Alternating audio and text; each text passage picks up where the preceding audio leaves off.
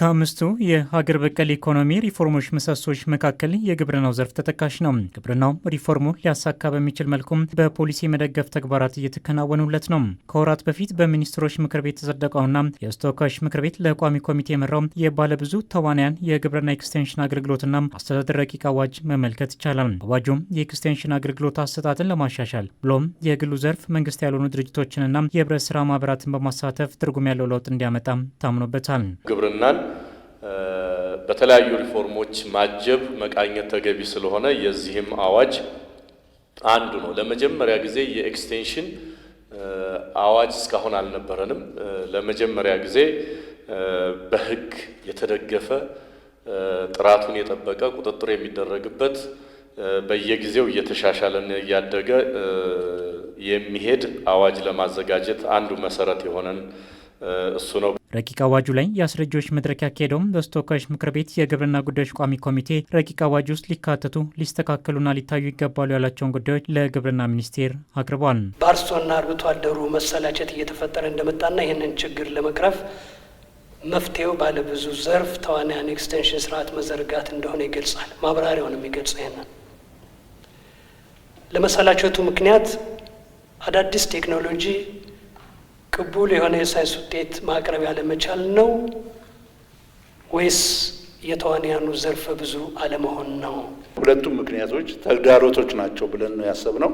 በአዋጁም ውስጥ ይህን አሳሰብ ነው ለማስቀመጥ የፈለግነው። የአዳዲስ ቴክኖሎጂዎች በማስተዋወቅ ረገድ የሚታየው ውስንነት አለ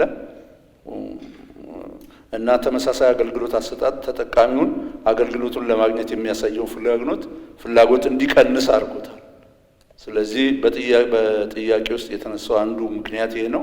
በረቂቅ አዋጁ ላይ ከተካተቱ ጉዳዮች መካከል በቋሚ ኮሚቴው ጥያቄ የተነሳበት የአገልግሎት ክፍያን የተመለከተው ጉዳይ ነው።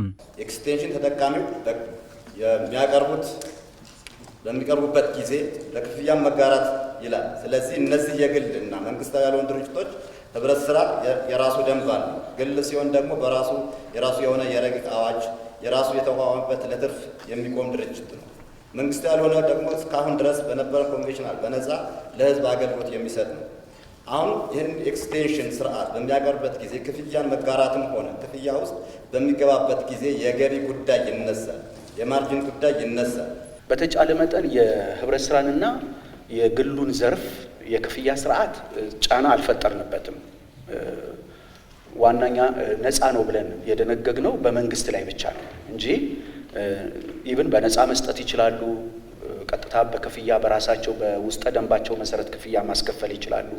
ግለሰቦችም ክፍያ ማስከፈል ይችላሉ። ከመንግስት በጀት ወስደው ካልሰሩ በስተቀር በራሳቸው የፋይናንስ የሚንቀሳቀሱ ከሆነ የክፍያ ስርዓቱ በተቻለ መጠን እነሱ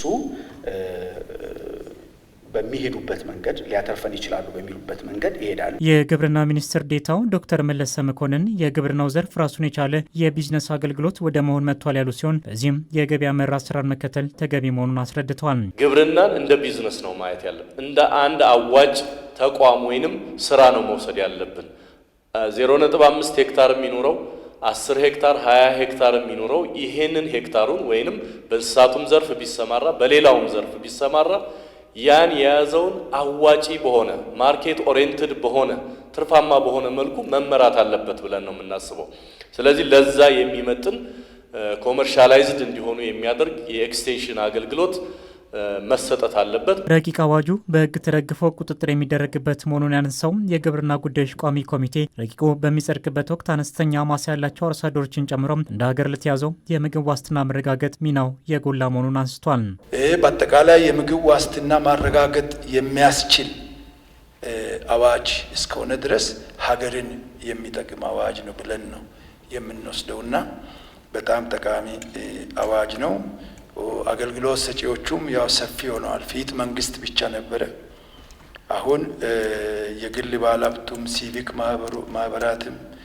ማህበራትም ኢቭን የከፍተኛ ትምህርት ተቋማትም ይችላሉ። ስድስተኛው የተወካዮች ምክር ቤት በ32ኛው መደበኛ ጉባኤው የባለብዙ ተዋንያን የግብርና ኤክስቴንሽን አገልግሎትና አስተዳደር ረቂቅ አዋጅ ቁጥር 17/2017 መርምሮ ለግብርና ጉዳዮች ቋሚ ኮሚቴ መምራቱ ይታወሳል። ረቂቅ አዋጁም በ6 ክፍሎችና በ40 አንቀጾች የተዘጋጀ ነው።